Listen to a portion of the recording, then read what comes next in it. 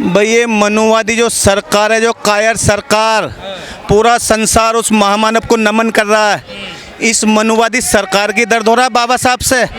बाबा साहब का हक है संसद भवन बाबा साहब की वजह से। अरे ये निकम्मी सरकार, बाबा साहब की स्टेचू हटाइए। अरे डूब मरो महामक्कारो, तुम्हें समाज माफ़ नहीं करने का। कोटे में कोटा देकर के आप एक समाज को दूसरे समाज से लड़ाने की कोशिश कर रहे हैं। आप बहुजन समाज को आपस में लड़ाने की कोशिश कर रहे हैं, बांटने की कोशिश कर रहे हैं। आप समानता लागू करें देश के अंदर, शिक्षा लागू करें देश के अंदर। आज आरटी का अधिकार मिला हुआ, कितने स्कूलों में आरटी से एडमिशन हो रहे हैं बच्चों के।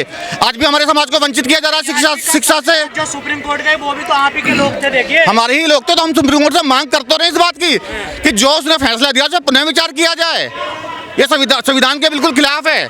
समानता देश में अभी लागू नहीं है, तो आरक्षण तो बिल्कुल आरक्षण विरोधी फैसला है ये जो कहने वाले लोग हैं उनसे जाकर के पूछें कि एससी समाज को, जाटो समाज को कितना रिजर्वेशन दिया जा रहा है। आज भी रिजर्वेशन का फायदा कौन उठा रहा है? अपर कास्ट के लोग उठा रहे हैं। एक फर्जी सर्टिफिकेट बना करके सरकारी नौकरियां हासिल कर रहे हैं, आईएएस पीसीएस बन रहे हैं। अभी आपने यूपी का किस्सा देखा होगा कि आईएएस अधिकारी थी जिन्होंने ओबीसी के सर्टिफिकेट पर डीएम का पद संभाला था। जब उनकी जांच हुई तो पता चला कि वो समाज से थे ही नहीं, उनको तत्काल प्रभाव से हटा दिया गया है। तो आरक्षण का जो लाभ है वो वास्तव में हमारे लोगों को तो मिल ही नहीं रहा है। आरक्षण का लाभ तो कोई और लोग ही उठा रहे हैं। जातीय आधार पर दिया गया था और ये जो है ना आरक्षण गरीबी उन्मूलन का साधन नहीं था। ये जो सदियों से हमारे जाति और धर्म के नाम पर जो भेदभाव हुआ था ना, उसके मुआवजे के तौर पर यह आरक्षण दिया गया था। और इसमें वर्गीकरण किस नाम का? जितनी भी जातियां हैं सभी आज के दौर में पीड़ित है। और पीड़ित का वर्गीकरण क्या होगा? आप भी पीड़ित, मैं भी पीड़ित, उनमें क्या वर्ग बांटोगे आप? ये तो पीड़ित का वो कर रहा है ना, ये शोषण नहीं, ये सरकार की दोहरी चाल है। ये कहती कुछ है, बाहर तो ये बुद्ध का नाम लेते हैं, यहाँ के बुद्ध को डुबोते हैं। देखो ये हिंदुवादी व्यवस्था इस आधार पर ही रची गई है कि ये बाबा साहब ने जाति का नाश करने के लिए प्रयास किया, पर तो इनका वायरस जो इतना गहरा हमारे जोड़ों में कर गया है कि हम खुद भी जाति नहीं तोड़ पा रहे। देखो बिल्कुल जातिवादी हो गए। जब तक हम बाबा साहब विचारधारा से नहीं मानेंगे और जाति तोड़क समाज की स्थापना नहीं करें तब तक ऐसे ही लड़ेंगे और ये लोग हमें लड़ाते रहेंगे। आज बहुजन समाज को बांटने का काम किया गया है।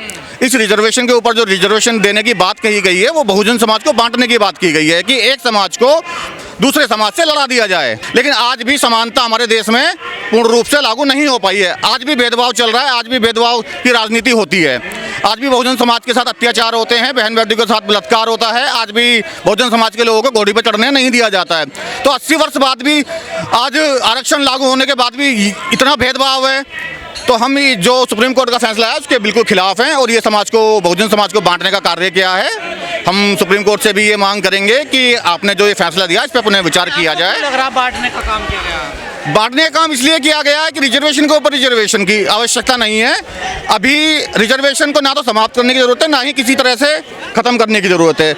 आप देश के अंदर आप देश के कोटा दिया जा रहा है ना, नहीं, कोटे में कोटा देने का मतलब क्या? और तुम्हारा बहुत बुरा हाल होने जा रहा है। मनुवादी सरकार, कांवड़ियों के लिए इतनी फैसिलिटी है और हमारे लिए मेट्रो में भी हम झंडा लेकर आ रहे हैं, ट्रेन में भी, तो इसके लिए इसकी भी चेकिंग हो रही है।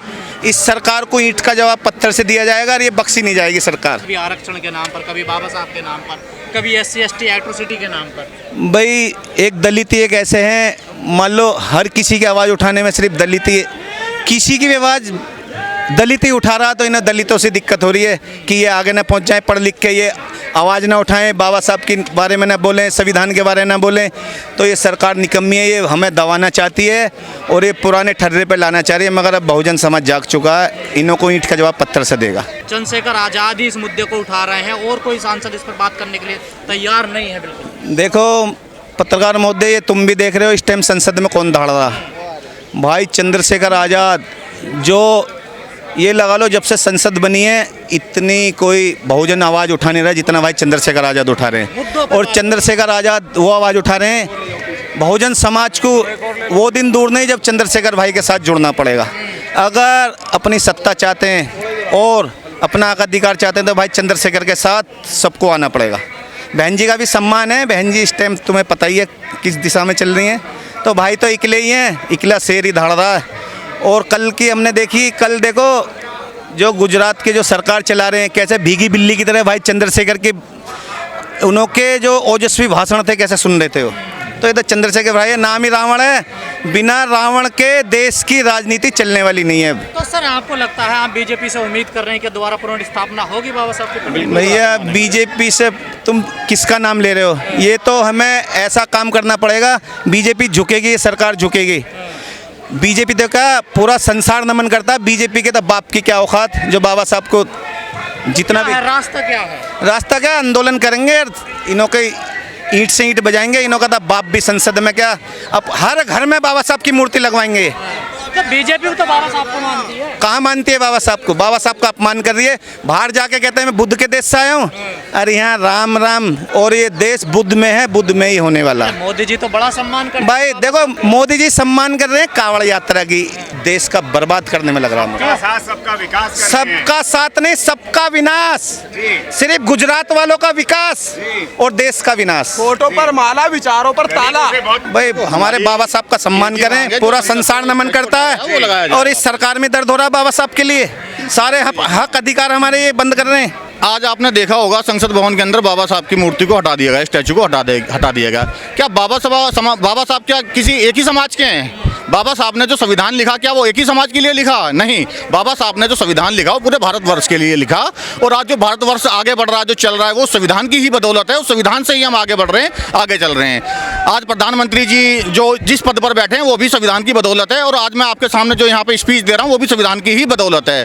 तो हम बाबा साहब तो का मोदी जी कहते हैं कि आज मैं प्रधानमंत्री हूँ। करनी और कथनी में बहुत अंतर होता है। अगर आप संविधान को मानने वाले हैं तो बाबा साहब की स्टैचू से क्या आपत्ति हुई आपको, जो आपने संसद से निकाल कर हटा दिया? निर्माण कार्य चल रहा है ना, देखिए कहाँ कार्य चल रहा है? अगर ये कार्य चल रहा होता तो आज जंतर मंतर पर बहुजन समाज यहाँ एकत्रित ही नहीं होता। आज बहुजन समाज को जंतर मंतर पर आने की क्या आवश्यकता पड़ गई? क्यों आवश्यकता पड़ी? इसीलिए आवश्यकता पड़ी ना कि वो स्टैचू जो हटाया गया उस पर कार्य नहीं किया जा रहा। स्टैचू हटाने से बहुजन समाज की जो विचारधारा उसको खत्म नहीं किया जा सकता।